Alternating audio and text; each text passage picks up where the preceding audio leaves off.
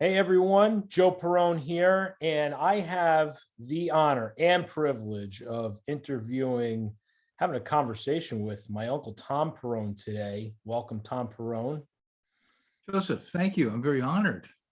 Thank you. And this is a conversation today, and we want to recreate a conversation that was so pivotal in the direction that my life took and that my business took. And it revolves around a story that Tom had called 87 Days. I've titled his story for him, 87 Days. And it's about time freedom. It's about freedom in business. And as Tom says, creating that ideal business and personal life. And it inspired me. It inspires so many other business owners. And the unique thing about Tom is that he shares this willingly. He's got a course that's out. He's got a wonderful book that's out. And this is about Tom truly giving back to the business community. So without any further ado, I want to introduce Tom, and I want to kind of set up a scene going back to restaurant Adriana's back in New Haven, going back about 5 years ago, when you and I sat down for our first mentor-mentee lunch, and Italian restaurant in beautiful New Haven, Connecticut, classic spot. And I was checking my watch. I felt very out of place. It was the middle of a work day on a Tuesday. Right. And Tom said, Joe, I have this story that I want to share with you about how I was working 87 days per year and created time freedom with my family, doing the things that I wanted to do, to travel and to create this ideal business and personal life. So, Tom, that story, 87 days, can you tell me and the audience more about that story and recreate what you shared with me that day? Yeah, many good things have come through this, but one of the greatest things that when we go to Adriana's, Carlos has our martinis waiting for us, which is a very good thing. And I have seen your transformation through this conversation. You know, my wife would always say to me, why do you talk to the waiters and waitresses all the time and ask them questions? And I said, well, you never know what you tell them, how it impacts their life positively. And I've always been a believer of sharing. We stand on so many heroes' shoulders all the time. And I can't tell you that I'm creative because I steal from everybody, but I make it my own. So I'm not going to say I did this. And back then, you have always been entrepreneurial. You were always, as a kid, you embraced your heritage, your ethnic background. You always loved being Italian. You always thought differently, and you've been always responsible. So I knew the conversation that I had with you at that time was the right time, because you were building at that point your first business, which is a multi-million-dollar business, and growing leaps and bounds. But I saw it that what I saw with many people is you get caught up in the shiny stuff, and before you know it, you're never home. The kids don't know who you are. Anyways, so the story really is really about when I entered my business in 1970. My first 8 years, I worked. I tell everybody I never saw the original series of MASH because I was always working day and night, literally. I mean, literally. I never saw original MASH. I love MASH, that series. It was great because I was always working. And on the weekends, I'd work. And in between, I'd find time for my kids. They were young enough where they didn't know I was away. I'd be home telling them stories at night late. Anyways, I started to realize somewhere after about 7 or 8 years that, you know what, I got to change this. And I ran across an article from Million Dollar Roundtable, a guy named Wayne Cotton, has the Cotton Systems from Canada, and he lost a daughter. And as I'm reading his story, I'm tearing, because this is a major producer, and he's flying around Canada trying to make a great living, which he was, but he lost a daughter and he got sick. Anyways, long story short, the bottom line was he decided that he wasn't going to do this anymore. And he set in motion for me, by reading it, what you need to do to take time off and make your family your priority, but not give up the revenue you need for your lifestyle. And I started to doing it. And out of my 51 years of practice, I've done it for at least 40 of those years, maybe more. And they work between 80 and 87 days a year. And I mean, I grew a multi-million-dollar practice alone. I had staff, but I was the only person. So it's scary at first, but I did it. And I tell you that it was creative. And I tell you that many days on Fridays when I took off, and then Mondays and half days Tuesdays, I came up with the greatest idea. So I think you bought onto that. I convinced you. I wasn't trying to convince you, but you saw the possibilities. And I kind of remember wagering, oh, try this, do this for a while. And before you know it, I'm getting a phone call from you, Uncle Tom. I did it on this amount of hours. At the end of the quarter was great. So you were going, what you did was something that a lot of people don't do. They talk about it, but they don't put in play a plan that works for them. In any event, it's the way I worked. My kids today, they're adults, they have their own kids, and they talk about kids' night. I used to take them out alone, donuts, when they were 2, 3, 4 years old. They still remember.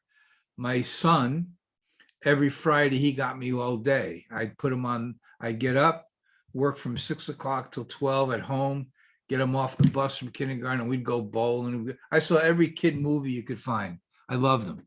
And he and his friends, we'd go bowling, and I wouldn't change that. And I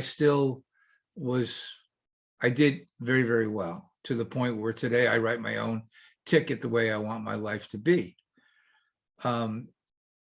The hard part is to express to people that it's very possible to do this. They don't have to be running around. You grabbed this, you created, not only by reading and studying and being mentored and coaching, sacrificing a lot of investment on coaching, you did it. You grew 2 businesses, and now I think you told me you're working almost 6 hours a week running 2 businesses, something like that, which I'm very proud of you, by the way. But you did it. You put in play. You saw the possibilities. And I have to tell you one thing, it's a lot harder to do what I did when you have a bunch of people and employees that you have to kind of overlook, but you found the way to delegate and give them responsibility. So I give you a lot of credit. A lot of credit. I appreciate the credit. And it was, kudos to you for planting that seed in my mind. But I want to go back to, you said about the time frame, the 87 days, 40 of those 50 years, you were doing this. What did people in your industry, when you went to a conference, or when you went to a networking event, and your peers and your colleagues and people in the industry, what did they say? Well, the rookies of the year, I would call them, didn't believe me, and they poo-pooed it. I didn't say much about it, but they kind of, in conversation, they would kind of pick up that this guy's not in his office all the time. What they did find, though, is I'm a very good procedural guy. And that was the one thing that Wayne Cotton taught me. He taught me that when there's a problem, create a process, and it's no longer a problem. And fortunately, 1980, computers started to come around, and I jumped all over them, because in my head, I'm thinking I don't need 5 staff people, 10 staff people. I could do it with 3 or 4 if I know how to do this.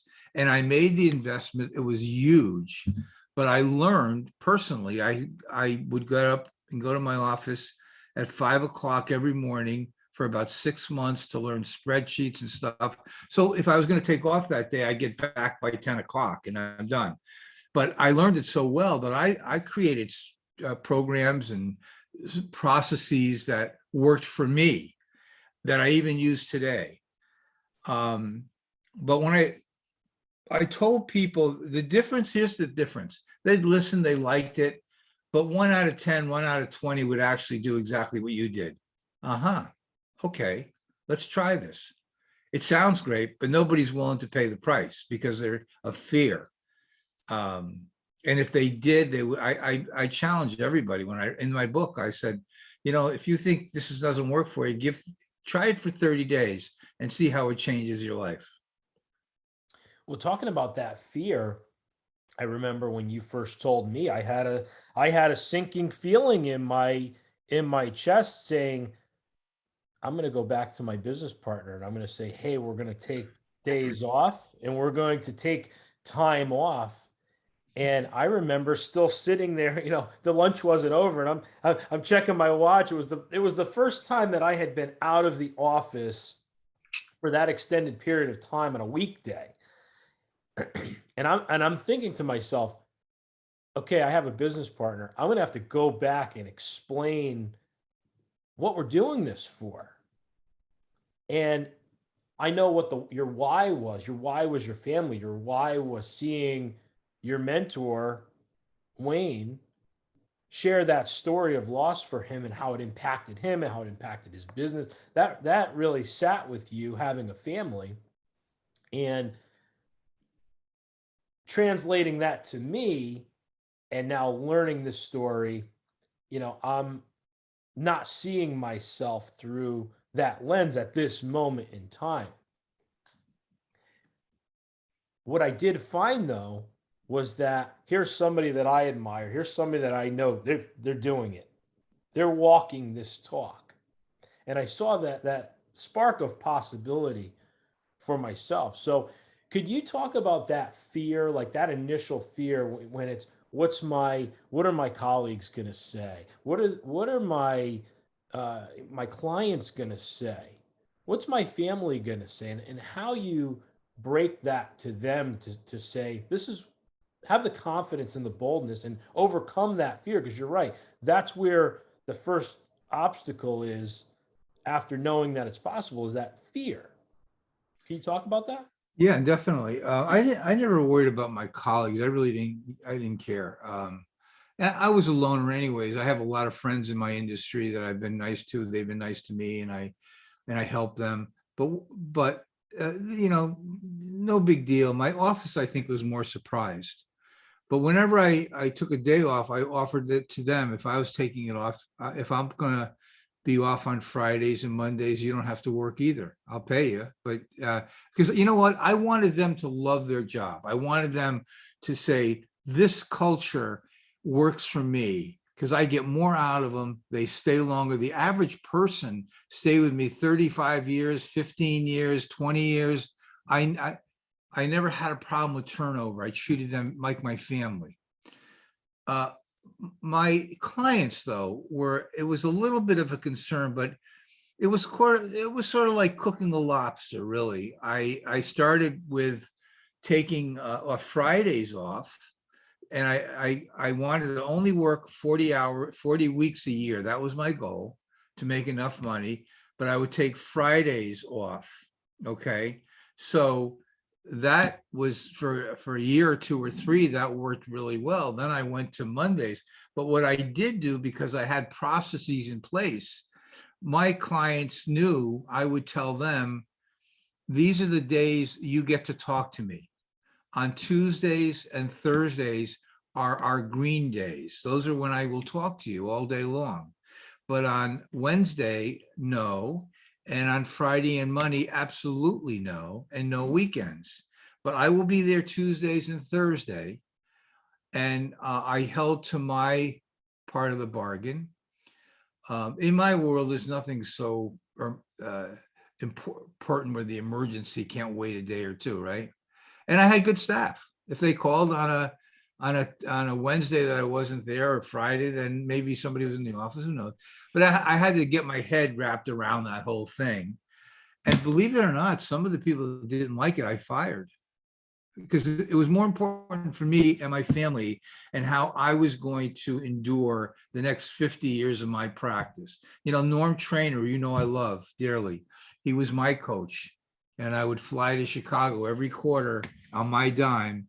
But Norm Trainer is one of the most talented coaches in the world. But he taught me strata. He always said, Tom, you have to look out 10, 15, 20 years because the future will drive the present. Right? I can't tell you how many visions I've had where I'm living in my vision now. I'm doing my vision of 40 years ago. Right? And that always stuck with me. Keep thinking like a vision board in your head. So I would picture only working 85 days, 80 days a year, even though I was maybe working 110 or 120. But like you did, you worked 40 hours a month, and now we're down to 24. And I think you can get it down to probably 18 or 20 by the end of the year. It's true. And I love what you said about having that vision. And that's one way to kind of lessen that fear of, where is this time going to come from? How is this going to all work out? Because that's that objection after seeing it's possible for you and then having that fear. But you said something that was amazing that I've found to be true. And when you told me at the time, obviously I trusted you as I do. But talking about the people that were in your company and everybody buying into this culture, it's such a wonderful tool, and we need people to get us down the road. We're not a lonely island that we just do this all ourselves, and we need people to get us down the road. Tell me a little bit more about how you got these people that worked for you that you loved. And I've just like you treat the waiters and the waitresses and the service staff at the restaurant with kindness, the people that work for you, they love you, and they are so empowered by you. Tell us more about that culture that you built in a company, because I feel like that's a really important part for a business owner to understand, because right now the mentality is, well, when the cat's away, the mice will play. Like, that's the mentality. But I found that that's not a great mentality to have. And when you have people that respect you, respect your company, respect the mission, you pay them well, and you create the culture as you're going to talk about, you don't have to worry about that. No. I don't know. You pick right people.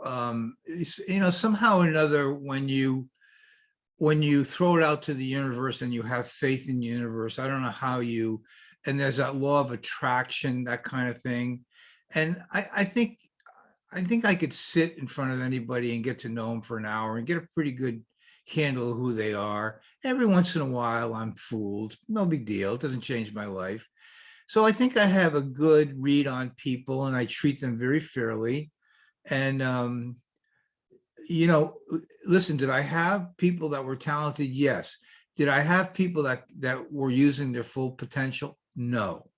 They could have done more, but again, I asked them to do this. They could have done this plus, but they did what I asked them to do very well, and they showed up for the game. The most important, Joe, I had no problem in all those years with absenteeism, never. But I think they did it because they understood we were a team and we need to get it done. I also, on my main person, I tied her into my compensation, and she made a lot of money, but I knew that was good for her. I remember I had one gal who stayed with me for 15 years, a wonderful lady. And I remember I gave her the Colby test because she would give me she would take the number. Someone called and she said, Tom, this guy called and here's the number. 9 out of 10 times that number would be wrong. And I couldn't understand this, right? Well, what I realized after I gave her the Colby test because I was concerned. I didn't want to lose her. Well, she had to hear it, see it, and maybe even like write it down. And and she was fine. I thought she was just not doing the work, but so you have to have some faith in people, and you know, it's daring. I remember us having a conversation about uh, giving more to your people to take over, to be in different positions, have them grow into it, and they have. Look how nicely they have. And you had the courage, number one, to talk to your partner about all this stuff, because this is woo-woo stuff when you first hear it, right? My famous woo-woo line. But then when you see it in play, it's such a marvelous thing. You're living it, your partner's living it, I've lived it, and a lot of other people are getting it. So you do have to have faith that it's going to work for you, and you make your adjustments. You know, we're a big Maxwell Maltz fan, cybernetics, right?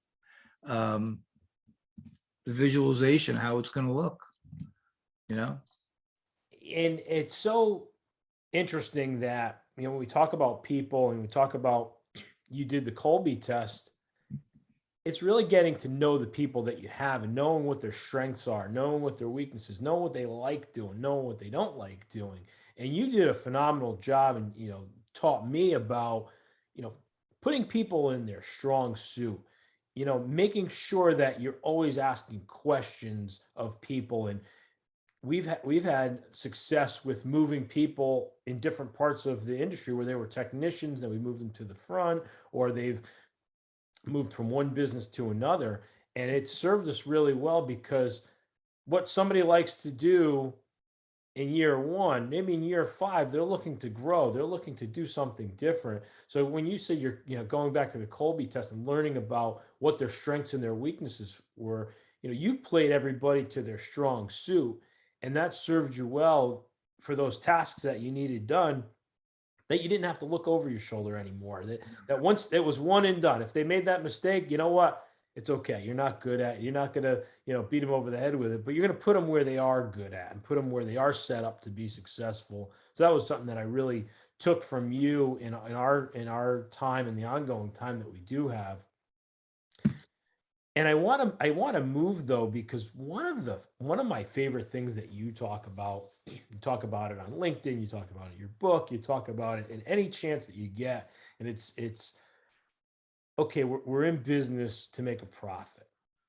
Okay, that's why we're in business, and you know, the more money that we can put into our pocket at the end of the month, at the end of a business year, at the end of our career, the better.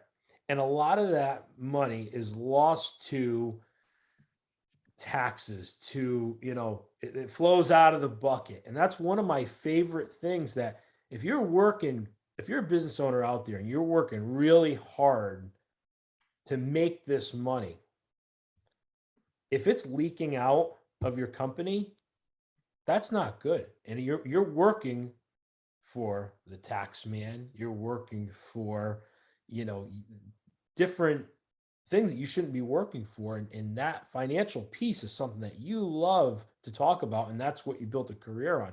So can you tell us a little bit more about some of those ways that money leaks out of that company, that you're working really hard, nose to Absolutely. the grindstone, no time freedom, no freedom, some of this money that they can save. Let's hear more.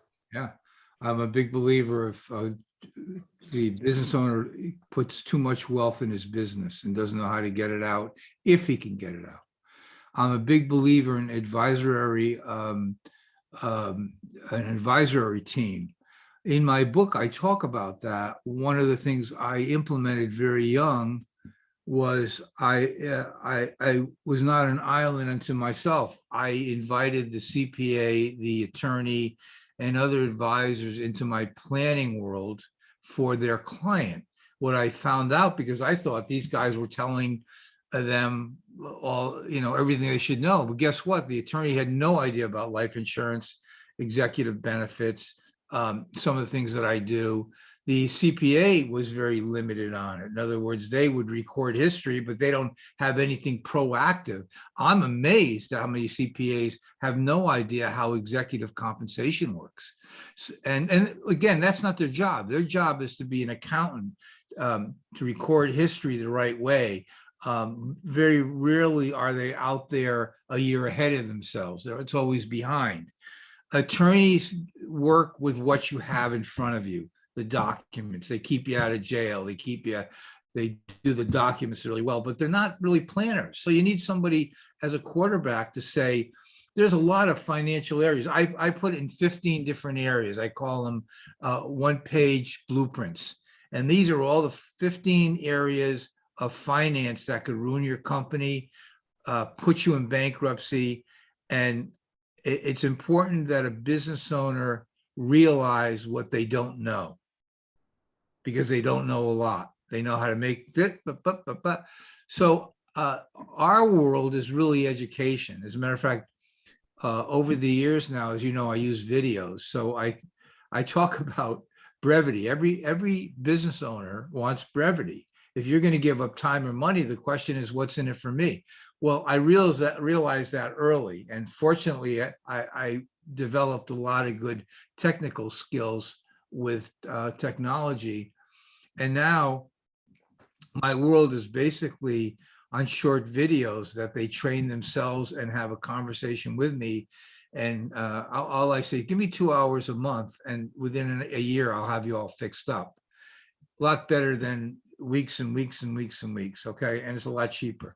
But yeah, business owners are not using executive compensation programs the right way. They think if a dollar is deductible, it's a good thing. No, a dollar, when it's deductible, means you're sharing with all your employees, and you're never going to get that dollar back. And the truth be known, that the higher paid people are discriminated against in a lot of benefits that are deductible. So we use a lot of non-regulatory programs that the owners can put more, as much as they want, in their own pockets. And beyond the scope of this video, but I have a lot of white papers that if someone wants to know, I can send it to, but pick up my book, because my book has all kinds of stuff in there about it. Yeah, I think the business owner needs to be coached in business planning, not running the business necessarily, but you know, Joe, that's the one thing that's come about though, with all my relationships over the last couple of years. There's some talented people in a lot of different areas. I did a 16-minute video about the areas of planning. And in a lot of those planning, other specialists need to be sitting there to help out. We talk about time freedom. Well, time freedom is what you need to do a lot of the other things. If you don't have time freedoms to work with me, or time freedoms to work and make yourself well, you're always working and you'll never get these accomplished. So it's kind of a circle that I put into a video called What, Why, How, and Where type of thing. Anybody wants that, I'll send it to them. That's great. And you brought up a good point, is that's where the time freedom comes in, is if you don't have the time to meet with Tom, if you don't have time to meet with your accountant, if you don't have time to meet with any of the professionals that really, that's their niche. That's where they're here to advise and work with you on. If you're always rushing through a meeting and you don't have time to sit down and understand what's going on in your business, you know, you're not going to be in business very long, and you're going to be working so hard to bring in revenue that's just going to be going out the door anyways. It's like having the heat on with the front door open, you know? So I just, one of our conversations revolved around that door being wide open. It's just, you know, just heat's pumping all the time. That machine is pumping all the time. And it's going out here, it's going out there, it's going out there. And that really cemented time freedom for me, because it was what was I missing out on? What were the areas that I was missing out in my business that I could be keeping that value on my side of the sidelines and not inside of that business? So I would encourage every business owner that's watching this to pick up a copy of Tom's book. I'll put the links in the post. Tom's got a course that's coming out. This is where you need to sit down, have some time freedom, make time to go through this course. make time to go through Tom's one-page blueprints. Because if you're not taking the time that you need to work on your business, then you're probably working too hard in your business. And Joe, can I add this? The story, your grandfather died at 51. And he was running let me tell you how profitable that business was, hugely profitable. And within 3 years, it was liquidated for pennies on a dollar. And in my book, and then I saw the carnage of the family relationship, and your grandmother, Nina, who loved to cook for everybody and had all the neighborhood kids in, that she loved it. Plastic was on the couch and the lamps, got it. We all understand that. But if she could cook for the neighborhood kid, the Reuben kid next door, whatever, that's what she loved. But when she was forced to sell her home, that's when I realized at 21, the dream is over. And it's because my father did not do the right thing. And that was, like a lot of business owners, didn't take the time to work on his business. And, knee-jerk reaction is to make the widget. So that's why I always say to people, give me 2 hours a month on your time. I do the videos, you listen to them. You need to work on your business, because that's where the secret is.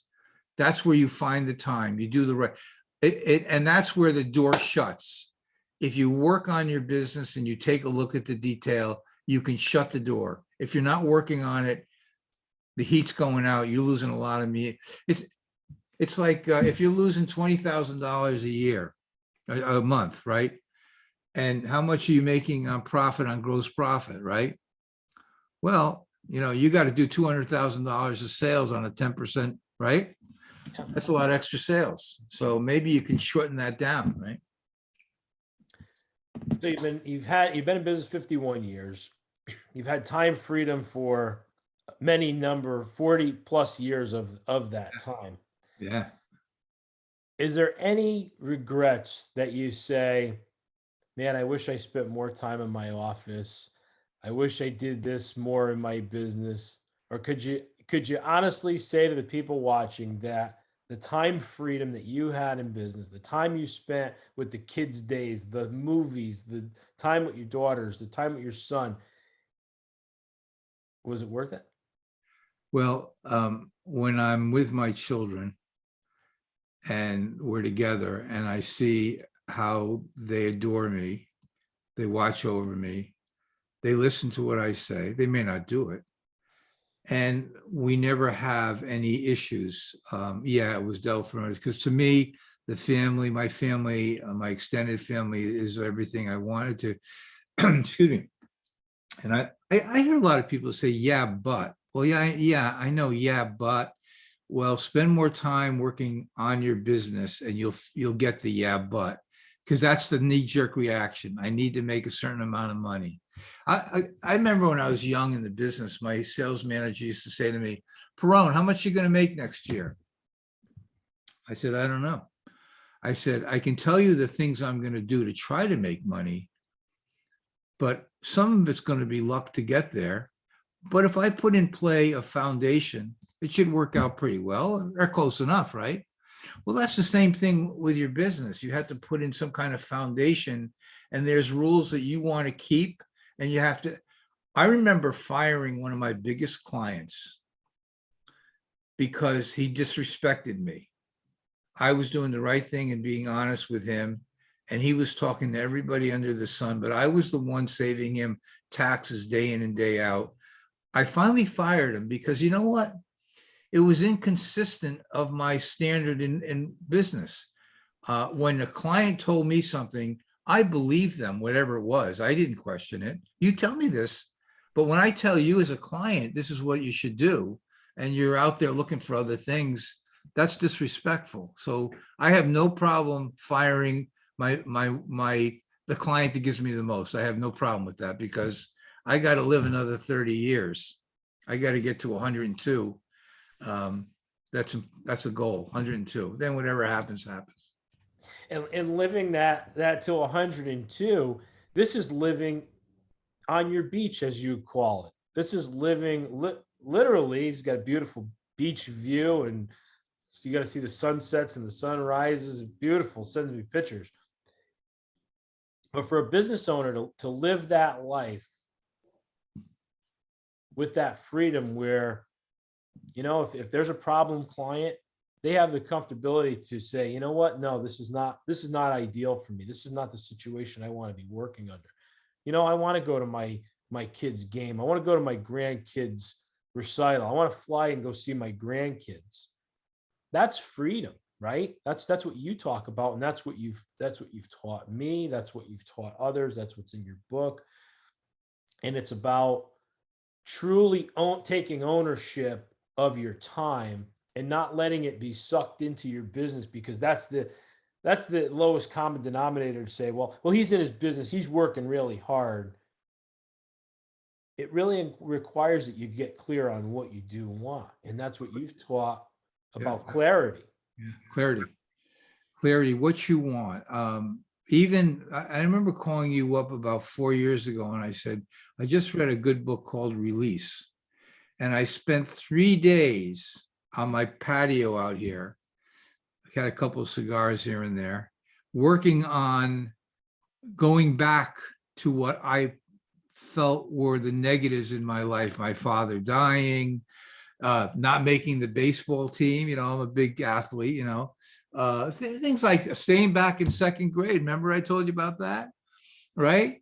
And those were the most crippling things in my world until I analyzed it. And I said, not that my father died was the best thing in the world, but guess what? I made lemonade out of it. And because of my father dying, I realized other people needed to do exactly what he didn't do, or vice versa, right? They had to do more than what he did. I remember staying back and watching my second grade class go in front of me. At that point, I think at a second grader, I was depressed, but I look back, I was a year older when I went to high school. I was more mature. I was a better athlete. I was bigger. It worked out great. I had a great athletic career, right? And, so sometimes you look at life and it looks like it's negative. I never look at it. I think that, as I always say, the fat lady hasn't sung. It may not look good. The game's not over. Something's going to happen. And it's all up here. It's your mindset, how you're going to look at it. I'm a very positive person. And I think opportunities are out there. And, look at Joseph, look at your world in the last 6 or 7 years.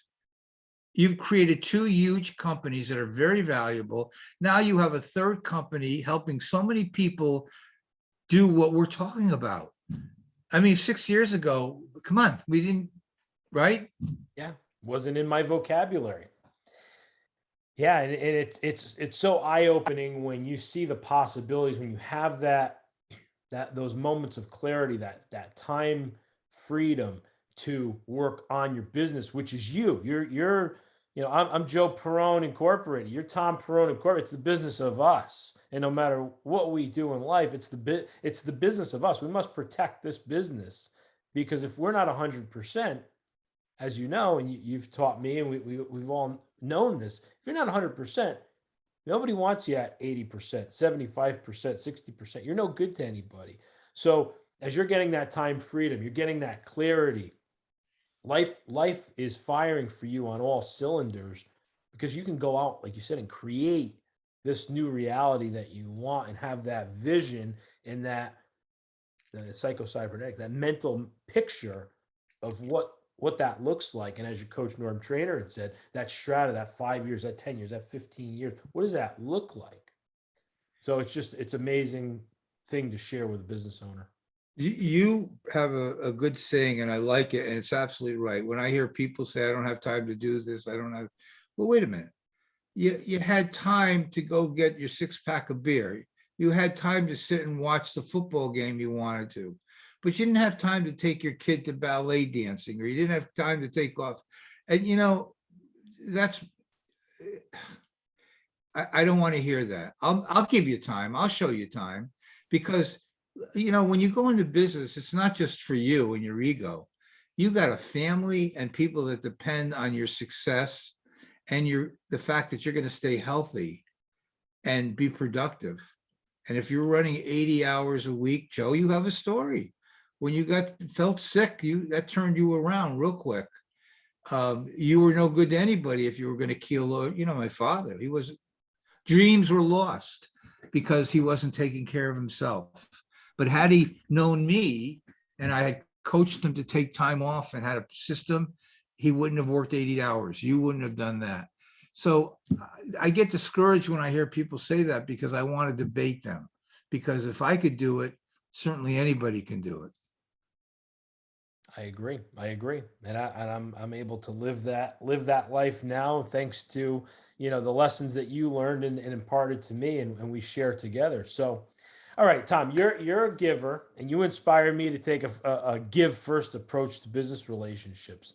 I have to ask you, because I'm sure you have many of them, but give me one in particular. Tell me a story about a time where you gave freely of your time, of your resources, and out of left field, it came back to you, and it opened doors for you. Can you tell me a story about that? Um, yeah. One of the thing I learned is, you could give and give and give. Don't expect to get back, number one. It will, but it'll be in a different form. Most people are not givers, they're takers. But you have to have faith that if you're given, that's the way you're going to operate. Somewhere out of the blue, don't know where it came from, there's a gift. Someone calls you and says, out of the blue, we need your help. I always just say the difference between a good year and a great year is probably something that you gave away 3 years ago. I believe in this law. I don't know what the law is, but attraction or whatever you want to call it. You know these laws better than I do, but I believe in that. All right. But there's many people that have come to me. I'll give you one. I got a call from a very established attorney, well known, very good, and he says, Tom, I'm going to move my accounts and with you, and all this is very confusing to me, but the one reason I'm doing it is because you're Tom Perrone and we trust you. Right? I mean, how much money is that worth to you? That's the best thing that anybody could tell you. We trust you and we like you. And that's a big thing. And I think that's the most important. And I think when you are a giver trying to help people, that creates the trust right there. So although you've seen me in a rage about people never, giving, but those of us who are givers understand the nature of our personalities, So what I'm really hearing you say to wrap this up is that just give without that expectation of, it's going to come back from the person you gave it to. It's going to, as Bill Walsh would say, it all work itself out in the wash. Well, yeah. And, I know you have to be careful there because you have to control your time. And sometimes people give too much and now it's interfering what your goal is. So I've always tried to keep a balance in my giving, what I can and cannot do. I like to, as I tell you all the time, at 2:00 in the morning, I'm revisiting this that I revisited last year. I saved notes for years. Thank God for iPads. Only because I like to go back and read what I was thinking 3 years ago and what my goals were. And the nice thing is to see people like yourself and other people that I've been connected with doing well. And really, Joe, it's really about my saying, this is not a trial run. This is it. You either have to have fun and enjoy and love as much as you can, your family and your friends, and pick your friends. Let your friends be an extension of you. Life is wonderful. And I don't care how much or how little money you have, that's insignificant. You love what you do, you love your family, if you can say, and I always say this, If you can get to the point where you can say, I don't want to trade places with anybody. This was wonderful. Thank you so much.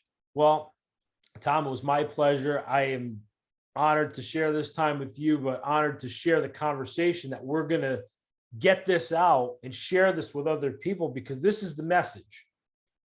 We only, this isn't a trial run. No, and there's nothing to sell here. I'm trying to give you a philosophy that in most cases it fits for you to some degree. It may be not 80 days a year, maybe it's going to be 120 days. But I'm just saying, get to this mindset that it's very possible to stop running around, find time freedom. Joe knows all the little ways of doing it much better than anybody. And your life will totally change. Your relationships will change. You'll make more money. You'll come up with more ideas. I am the brightest guy in my field. I don't care what anybody says. I come up with the best ideas to help clients because I'm always thinking about how to do it, or it just jumps in my head because I'm so relaxed. I'm like, my pulse is 55 all the time, right? Always thinking. And it's having the time to think. Your mind is not clouded with, oh, I got to do this, I got to do this. Tom, you're never in a rush. You always have time. You're always relaxed. This is always been the case. So I believe that it's important to showcase this 87 days concept that you so willingly shared with me, and sparked that idea in my mind that, hey, this is possible for me. And like you said, and now I'll say it, if we could do it, this is possible for anybody. Anybody can do it. So Tom, thanks again. We'll get this out. People, buy Tom's book. Check out his course. It's such a master class in business and how to keep that money outside of your business where it belongs, not stuck and trapped inside of your business. Time freedom. It's so valuable. Tom, thanks again. Joe, thank you. And congratulations. You're doing a great job. And I love you very much. Love you too.